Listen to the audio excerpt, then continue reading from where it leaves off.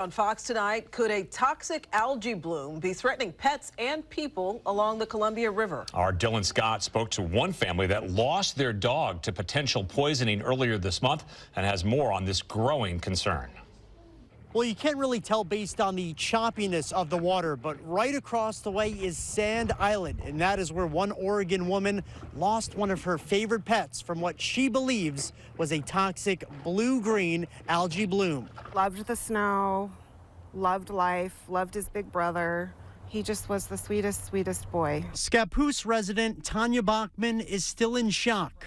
Her almost 3-year-old border collie Jax gone in what seemed like an instant. I guess that's the message I would want to get out, is how fast this happened, that you don't have time to get him to an emergency vet. You really don't. And my understanding is you have to get him there pretty quickly for any type of treatment to happen. On August 4th, Bachman, her family, and 3 dogs were across from downtown St. Helens on Sand Island when she says Jax ingested water from the Columbia River, quickly becoming ill, vomiting, and then seizing, before losing consciousness and eventually succumbing to what appears to be poisoning from a toxic blue-green algae bloom. You only ever hear about it in the Willamette or in the Channel. You don't hear about it in the Columbia, and people say there's so much water flow that it doesn't happen there.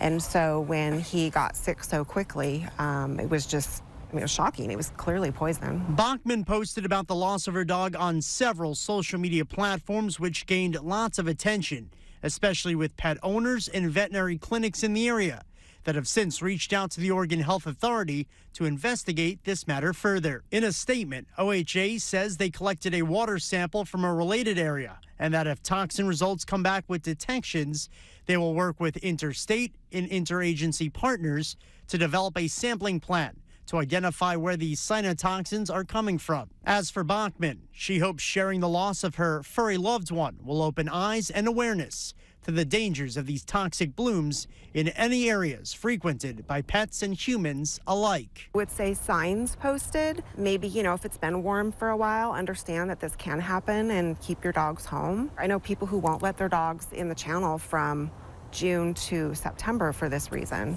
In Scappoose, Dylan Scott, Fox 12 Oregon.